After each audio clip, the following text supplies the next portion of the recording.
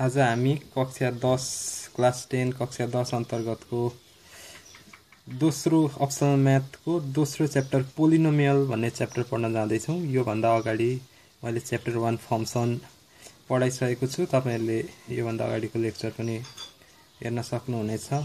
यस लेक्चरमा हामीले आज यस पोलिनोमियललाई दुई पार्ट गरेको छौँ। एउटा पार्ट यो थ्योरी पार्ट छ, अर्को भनेको हामी प्रब्लम गर्नेछौँ, त्यो अर्को पार्टमा गर्नेछौँ। सुरुमा हामीले पोलिनोमियल भनेको के हो, पोलिनोमियल भनेको के हो यो बुझ्नु छ। पोलिनोमियल भनेको चाहिँ के हो भन्दाखेरि यस्तो एउटा अल्जेब्रिक एक्सप्रेसन हो। यो एउटा अल्जेब्रिक एक्सप्रेसन हो in which variable involved have only non negative integral power भनेको पोलिनोमियल चाहिँ कस्तो खालको हो भन्दाखेरि यहाँ म एउटा इक्जाम्पल दिन्छु। px यो एउटा पोलिनोमियल हो भने यो एउटा अल्जेब्रिक एक्सप्रेसन हो। यस्तो खालको अल्जेब्रिक एक्सप्रेसन हो। यसमा यो एउटा भेरिएबल हो, यो x भेरिएबल हो, यसमा x को पावर 0 छ, यो भेरिएबल हो। यिनीहरू भेरिएबल हुन्। यो भेरिएबलमा हुने पावर चाहिँ नन नेगेटिभ इंटीग्रल हुनुपर्छ, only non negative integral. Integral भनेको के हो भन्दाखेरि 0 1 2 3 अथवा -1 -2 -3 यी सबै इंटीग्रल हुन्। तर पोलिनोमियल हुनको लागि के हुनुपर्छ भन्दाखेरि भेरिएबलमा पावर चाहिँ नन नेगेटिभ हुनुपर्छ। मतलब 0 1 2 3 यसरी नन नेगेटिभ इंटीग्रल हुनुपर्छ। भनेपछि के रहेछ पोलिनोमियल भन्दाखेरि अल्जेब्रिक एक्सप्रेसन जुनको भेरिएबलमा पावर चाहिँ नन नेगेटिभ इंटीग्रल हुन्छ। यहाँ x 4 छ, 4 को पावर 4 छ, x छैन, x को टर्म y को टर्म केही पनि छैन, त्यसको मतलब x को पावर 0 छ। x को पावर 0 भनेको 1 हो, 4 1 जा 4, त्यही भएर 5x। यहाँ 1 छ, यो पनि नन नेगेटिभ इंटीग्रल हो। यहाँ स्क्वायर छ, यो पनि नन नेगेटिभ इंटीग्रल हो। यो x मा 1 छ, यो पनि नन नेगेटिभ इंटीग्रल हो। यो y मा 2 छ, यो पनि नन नेगेटिभ इंटीग्रल हो। यसरी नन नेगेटिभ इंटीग्रल पावरमा भयो भने त्यसलाई पोलिनोमियल भनिन्छ। An algebraic expression in which the variable involved have only non-negative integral power is called polynomial। यो हजुरले बुझ्नुभयो होला। अब हामीसँग यो पोलिनोमियल च्याप्टरमा दुईटा कुरा पढ्नुपर्ने दुईटा कुरा छ, दुईटा थ्योरम छ। एउटा रिमाइन्डर थ्योरम, अर्को फ्याक्टर थ्योरम छ। अब सुरुमा हामी यो रिमाइन्डर थ्योरमको स्टेटमेन्ट हेरौँ। यो स्टेटमेन्टले के भन्छ भन्दाखेरि if the polynomial fx of degree n is divided with x minus a, then the remainder will be fa and the quotient will be of degree n minus 1। यसले भनेको के हो भन्दाखेरि कुनै पनि एउटा पोलिनोमियल fx एउटा पोलिनोमियल हो भने र यसलाई x minus a ले डिवाइड गरिन्छ भने यसमा रिमाइन्डर आउँछ। त्यो रिमाइन्डरलाई चाहिँ fa भनिन्छ र यसमा यो पोलिनोमियलको डिग्री कति छ, यसको डिग्री n डिग्री छ भने यसमा आउने यसको सोलुसनमा एन्सरमा आउने qx कोसेन्टको डिग्री चाहिँ कति हुन्छ, n - 1 हुन्छ भनेको। यसको मतलब के हो भन्दाखेरि एउटा पोलिनोमियल 2x² - 3x + 1 लाई x - 1 ले डिवाइड गरियो भने के हुन्छ त भन्दाखेरि यसलाई कसरी डिवाइड गर्नुपर्छ यो हामीले जुनियर क्लासमा गरिसकेको छ। यहाँ हामीलाई 2x चाहिन्छ। x * 2x भनेको 2x² हुन्छ, -1 * 2x भनेको -2x हुन्छ। अब यो साइन चेन्ज हुन्छ, यहाँ माइनस, यो प्लस, यो क्यान्सल भयो। यो भनेको -x + 1 भयो। यो भन्दा मुनिको हामीलाई चाहिएन। के यहाँबाट के देखियो भन्दाखेरि यसको डिग्री कति हो, यो एक्सप्रेसनको डिग्री भनेको हाइएस्ट पावर हो। हाइएस्ट पावर भनेको यसमा डिग्री 2 थियो, त्यसको मतलब यो fx को डिग्री कति थियो, 2 थियो यहाँनिर। अब यसको सोलुसनमा चाहिँ कति आयो त डिग्री भन्दाखेरि हेर्नु त लु, यहाँनिर यसको पावर अहिले यहाँ x को पावर 1 छ। यहाँ 2 हुँदाखेरि यतापट्टि 2 हुँदा यसको पावर 2 - 1 आयो। यहाँ केही कथम 3 हुन्थ्यो भने यतापट्टि कति हुन्थ्यो, 3 - 1 हुन्थ्यो। त्यस्तै यहाँनिर पावरमा n हुन्थ्यो भने यतापट्टि के हुन्थ्यो, n - 1 हुन्थ्यो। यसले भन्न खोजेको यही हो। पोलिनोमियलको डिग्री n डिग्रीको पोलिनोमियल थियो भने त्यसको आउने डिभाइड गरेर आउने सोलुसन चाहिँ n-1 डिग्रीको आउँछ भनेको। यसबाट के बुझ्न सकिन्छ भने यसलाई डिभाइड गर्दाखेरि यो डिग्रीको आउँछ f x पावर यो n डिग्रीकोलाई x - a ले डिभाइड गर्दाखेरि qx n-1 डिग्रीको सोलुसन आउँछ भने qxn लाई n-1 लाई चाहिँ x - a यो दुईटालाई मल्टिप्लाई गर्यो भने के हुन्छ यो आउनु पर्छ fxn डिग्रीको सोलुसन आउनु पर्छ fxn डिग्रीको सोलुसन आउनु पर्छ। यसले डिभाइड गर्दाखेरि n-1 को सोलुसन आउँछ भने यसले मल्टिप्लाई गर्यो भने यो डिग्रीको सोलुसन आउँछ। यहाँ हेरौँ त अब के लेखेको छ प्रुफ यसको कसरी if the polynomial fx of degree n is divided by x - a the remainder will be fa and the quotient will be of n-1 यो हामीले quotient will be of degree n-1 quotient को degree चाहिँ n-1 कसरी हुन्छ भन्दाखेरि भर्खर अहिले हामीले यहाँ इक्जाम्पलबाट हेर्यौं कसरी हुँदो रहेछ भन्ने। यहाँ जति पावर छ त्यसको भन्दा एक पावर थोर एक डिग्री थोर सोलुसन आउँछ। त्यही भएर यहाँ 2 हुँदा 1 को सोलुसन आयो 3 हुँदा 2 को सोलुसन आउँछ n हुँदा n भन्दा एक सानो n-1 को सोलुसन आउँछ। अब हामीलाई के थाहा छ भन्दाखेरि यहाँ एउटा कुरा यस्तो भयो भने 2 ले 5 लाई डिभाइड गर्यो भने 2 2 जा 4 अनि यहाँ 1 रिमाइन्डर आउँछ। यो हाम्रो रिमाइन्डर r हो यो हाम्रो कोसेन्ट हो। अब हामी योसँग हामी यसलाई कम्पेयर गरौँ त x - a fx यो सल्भ गर्दाखेरि यहाँ हाम्रो रिमाइन्डर आउँछ यहाँ हाम्रो qx आउँछ। योसँग हामीले कम्पेयर गर्यो भने यो दुईटालाई कम्पेयर गर्यो भने के हुन्छ यो भनेको x - a जस्तै हो यो भनेको fx जस्तै हो यो भनेको qx भइहाल्यो यो भनेको हाम्रो r भइहाल्यो। अब यहाँबाट के बुझ्न सकिन्छ यो 5 हामीले ल्याउनको लागि के गर्नुपर्छ 2 * 2 + 1 गर्नुपर्छ 2 * 2 + 1 गर्नुपर्छ। त्यस्तै हामीलाई यो fx ल्याउन के चाहिन्छ त भन्दाखेरि यो इन्टु यो प्लस यो गर्नुपर्छ x - a into qx plus r गर्नुपर्छ।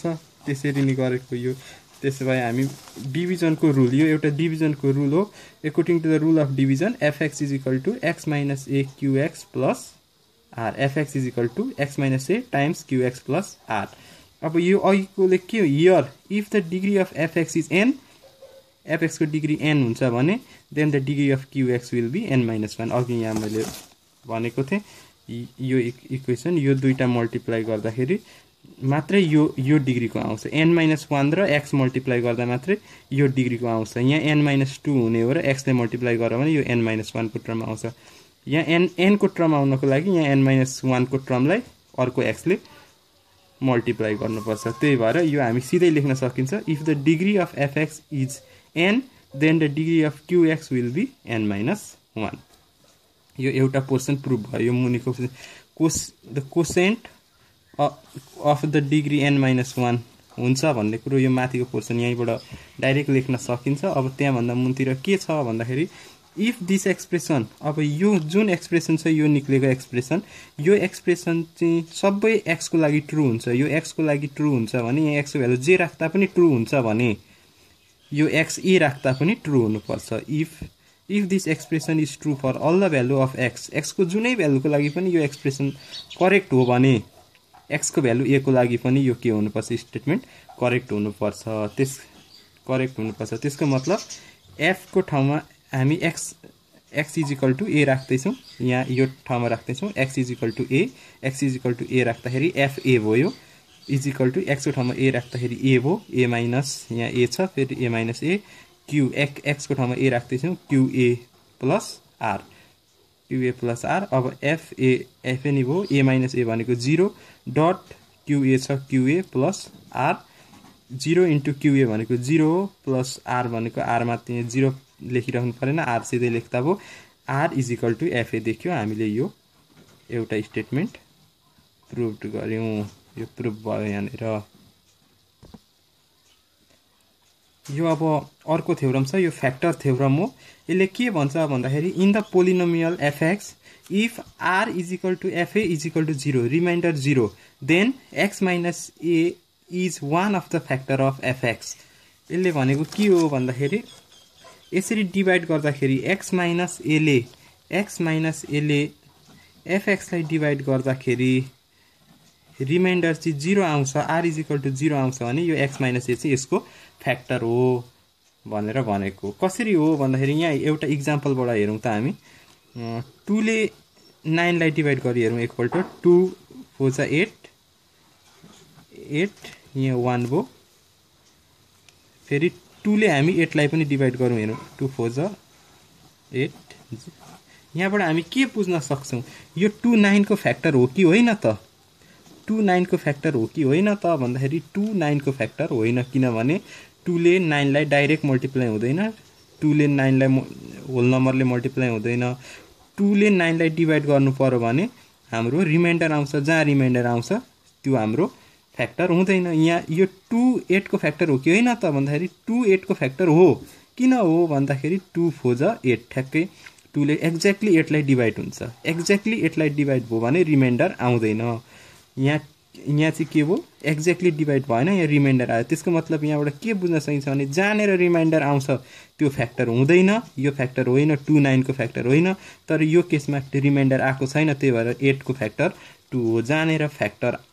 जहाँनिर रिमाइन्डर आउँदैन त्यो फ्याक्टर हुन्छ, जहाँनिर रिमाइन्डर आउँछ त्यो फ्याक्टर हुँदैन भन्ने कुरा बुझिन्छ। यहाँनिर अब हेरौँ त, according to the rule of division and the remainder theorem fx and gx will exist only when fx र gx तब मात्रै एक्जिस्ट गर्छ जब fx is equal to x minus a qx plus fa यो हुन्छ। fa भनेको r हो, यो अघि पनि फ्याक्टर यता रिमाइन्डर थ्योरममा पनि गरेको थियो। r भनेकै fa हो, r को ठाउँमा fa लेख्दा केही फरक पर्दैन। यो कसरी हुन्छ भन्ने मैले अघि बुझाइसकेको छु। कसरी हुन्छ भन्दाखेरि यो मल्टिप्लाई गरे जस्तै हो। 2 ले 5 लाई मल्टिप्लाई गर्दा 2 4 जा 8 सरी 2 2 जा 4 4 माइनस 1 आयो।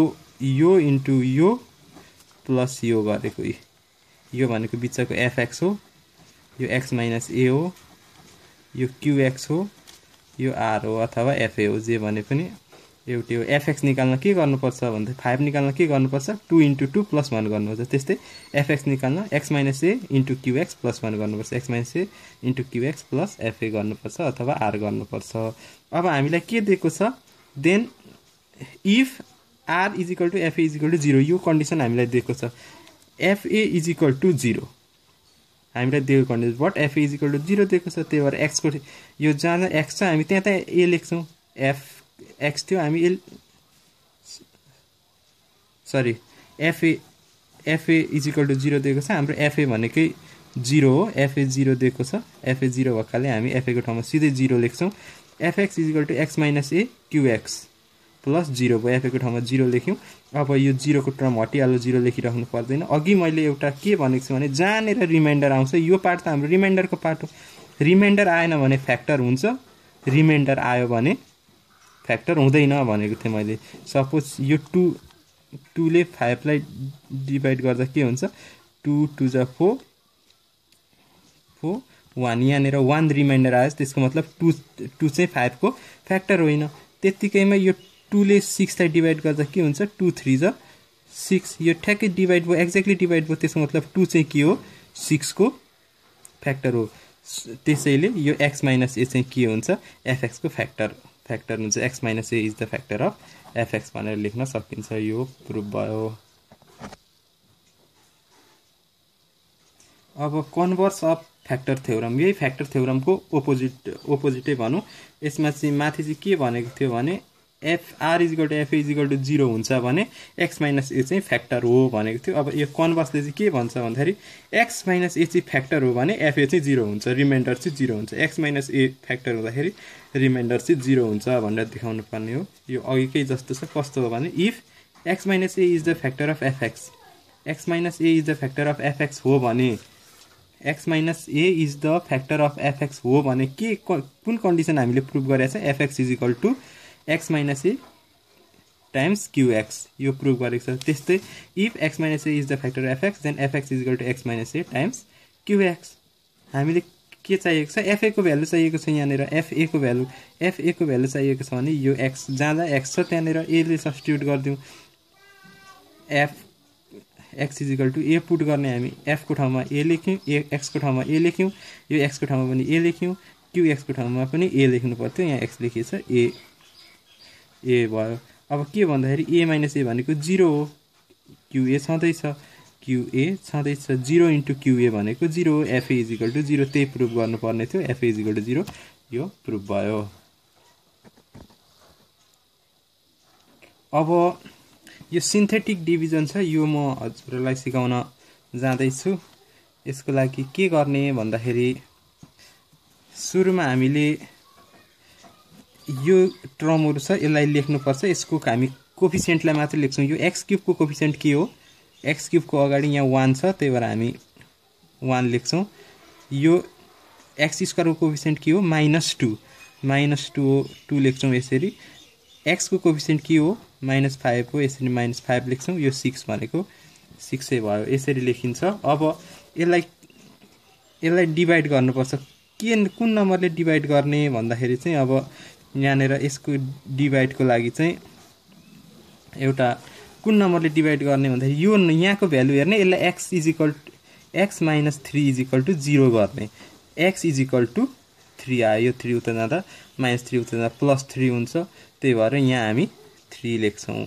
अब यो सजिलो छ यति गरिसकेपछि यो 1 जुन 1 छ यो 1 लाई तल ल्याउने अब मल्टिप्लाई गर्ने एड अथवा सब्ट्र्याक्ट गर्ने 3 1 जा 3 यहाँ लेखियो -2 + 3 ले -1 भयो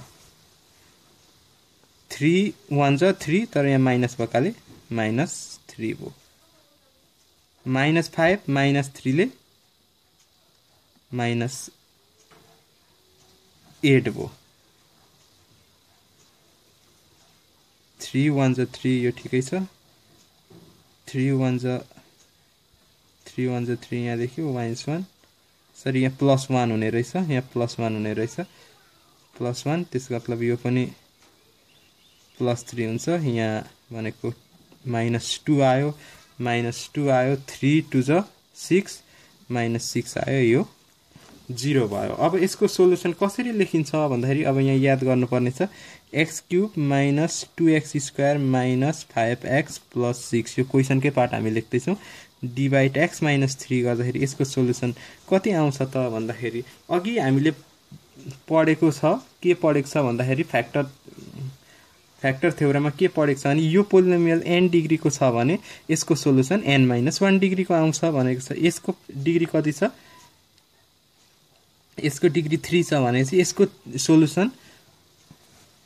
सोलुसन 2 डिग्री को आउनु पर्छ एक कम को आउनु पर्छ। यसको डिग्री 3 छ त्यसैले यसको सोलुसन एक कम डिग्री को आउनु पर्छ त्यसको मतलब 2 डिग्री को आउनु पर्छ। यो 3 को सोलुसन 2 डिग्री हाम्रो सोलुसन यो 1 छ 1 लेखिराख्नु परेन त्यसै 1 सँग x² यो क्यूब को पार्ट थियो यहाँको पार्ट भनेको क्यूब को पार्ट थियो x एक कम अथवा यहाँ लेखौं यो क्यूब को पार्ट हो यो स्क्वायर को पार्ट हो यो x को पार्ट हो अथवा यो चाहिँ कन्स्टेन्ट टर्म को पार्ट हो। अब यसको यो हुन्छ 1x² हो 1 लेखिराख्नु पर्दैन फेरि 1x साइन केही पनि छैन त्यही भएर +x हो -2 एक कम को यो 1 को यो x² हुन्छ यो 1 को यो x हुन्छ -2 को c हो कन्स्टेन्ट को -2 मात्रै भयो। यसरी गर्नुपर्छ म अर्को पनि यो एउटा गर्छु फेरि त्यसरी नै लेख्ने हो x² बाट सुरु भएको छ 3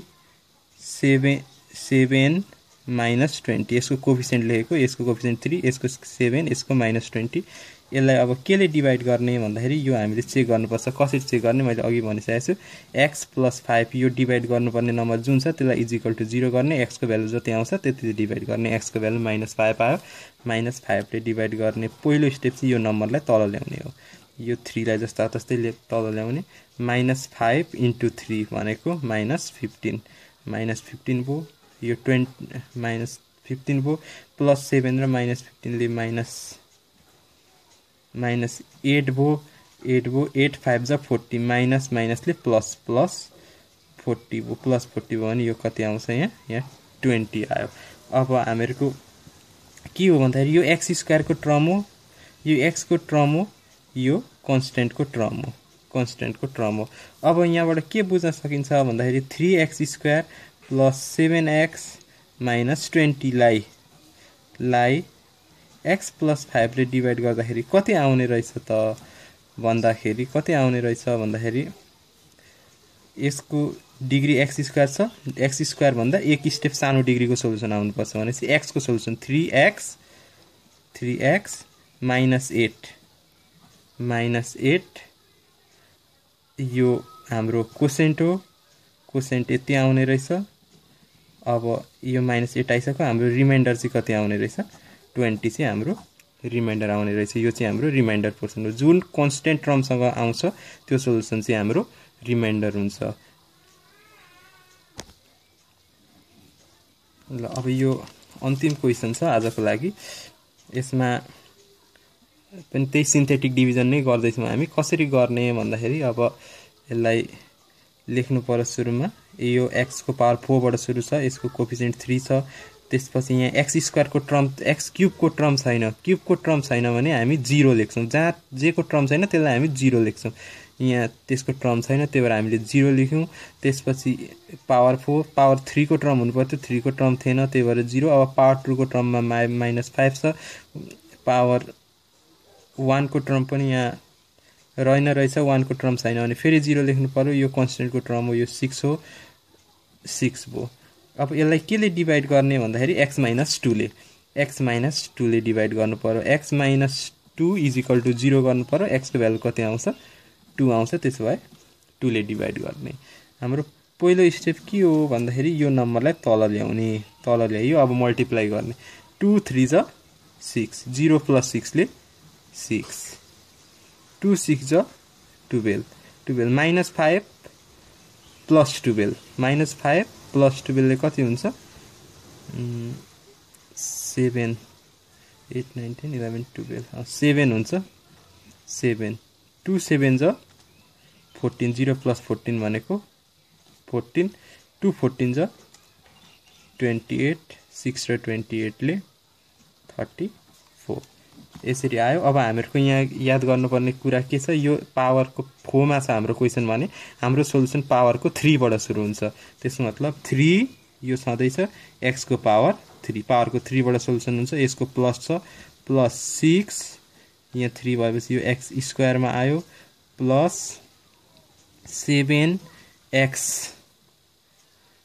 स्क्वायर पछि x आउँछ प्लस 14 यति आयो हाम्रो। प्लस 14 भएपछि हाम्रो एउटा यहाँसम्म एउटा पोर्सन छ कि यो हाम्रो कोसेन्ट हो qx आयो, योसँग हाम्रो रिमाइन्डर पनि आएको छ, यो रिमाइन्डर 34 आयो। यो रिमाइन्डर भयो कसरी भन्दाखेरि यो x को पावर 4 को टर्म थियो, यो x को पावर क्यूब थियो, यहाँ 0 क्यूब नभएकाले 0 लेखियो। यहाँ स्क्वायर को टर्म हो, यो x को टर्म हो र यो कन्स्टेन्ट को टर्म हो। अब यसको पावर यो हुन्छ x क्यूब हुन्छ 3x क्यूब, 6x स्क्वायर हुन्छ 7x प्लस 14 हुन्छ। यी 14 सम्म भयो। अब यो टर्म त उब्रियो, यो टर्म चाहिँ हाम्रो के हो रिमाइन्डर हो। रिमाइन्डर चाहिँ हाम्रो कति आउने रहेछ 14। यसरी नै यो च्याप्टर अब हाम्रो यो एउटा पार्ट सकिएको छ। यसको अब क्वेशनको पार्ट क्वेशन सल्भ गरेर म त्यो पनि अर्को पार्टमा देखाउने छु। म विद्यार्थीहरुलाई के अनुरोध गर्न चाहन्छु भने कपी र पेन्सिल सँगै लेखेर लिएर बस्नु होला। त्यसो गरेपछि सुरुमा कपी गर्नुहोस्, भिडियो पज गरेर कपी गर्नुहोस् र पछि बुझ्नुहोस्, अथवा सुरुमा बुझेर यो बाट कपी गर्नुहोस् अनि तपाईहरुले फेरि एकपल्ट यही क्वेशनहरुलाई गर्नु हुन अनुरोध गर्दछु। अनि मात्रै तपाईहरुलाई मजाले बुझ्नु हुनेछ। यो हेरेको भरमा मात्रै बुझिदैन। हुन्छ, थ्यांक यू।